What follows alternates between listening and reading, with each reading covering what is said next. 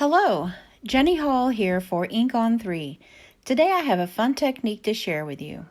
I'm going to be using the Here For You stamp set that is in the Ink on 3 store, and I'm going to use some Atelier inks, some Trinity Stamps Blending Buddy brushes, and I'll be also using some ink refills from Ink on 3 to do our technique.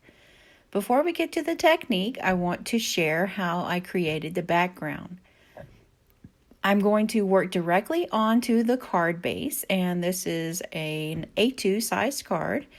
I'm adding yellow ink on one end, and I'm using a dedicated brush for that as well.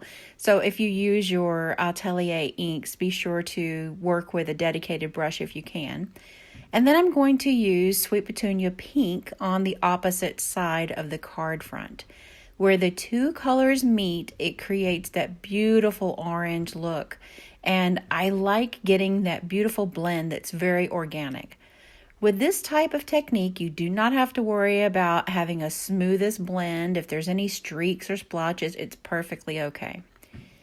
This die cut is from Honeybee Stamps, and it's a beautiful cover plate of a palm frond.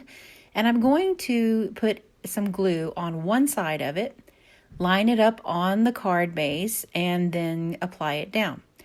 And then I'll apply glue to the other side. This is one way that I don't get too much glue on my hands because I get really messy with liquid glue.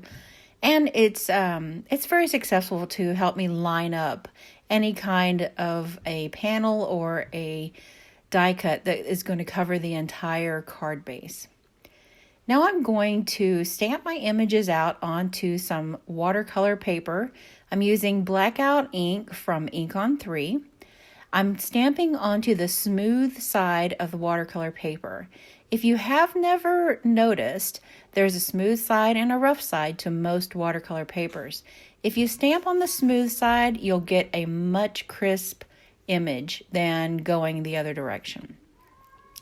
Now we're going to start our technique, and I call this the Watercolor Splatter because we basically just take some color, and this is ink refills from Ink on 3, and just kind of splatter it or flick it onto the image itself. It does not take a lot. It may be hard to see those little tiny ink splatters, but they are definitely there.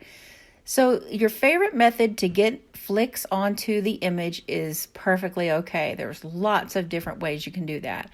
You can do your finger here like I show, or just kind of tap the brush, whatever way works. And now add some water from a mister and watch that ink activate and just explode everywhere. This is kind of like using the watercolor crystals, but it's a lot more simple. It gives you a very organic look that is harder to get any other way.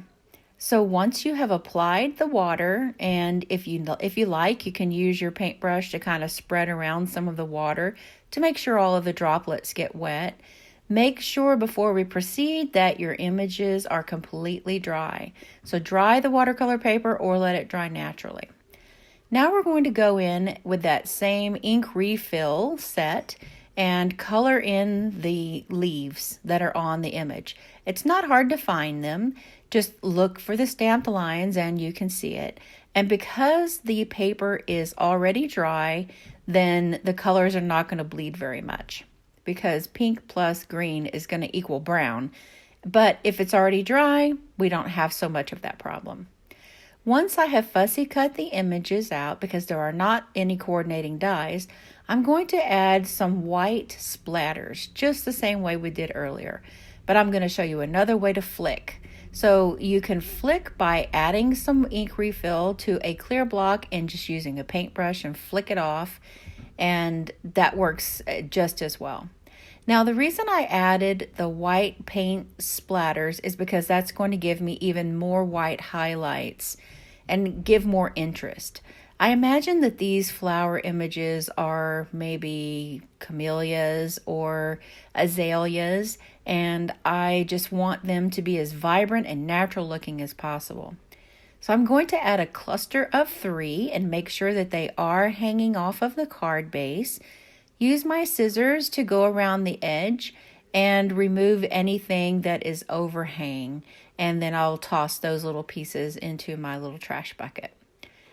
I'm going to add a sentiment that is from the same stamp set, and I'll be using some Juicy Embossing ink from Ink on 3 and place that onto a piece of black cardstock. This is a scrap that I had that sentiment just so happened to fit perfectly in the little area that was left over from a previous die cut, and I feel like I am not wasting any paper in this sort of scenario, so that made me really happy. I'm adding some liquid glue to the back of this, and then I am going to adhere that to the left-hand side of the bottom of the card front. And then I had the idea that it would look great to have that black line continue, so I took the rest of that little strip, applied some glue, and put it over on the other side. And then it kind of looks like that black line continues, and that made it more pleasing to my eye as well. Not too bad.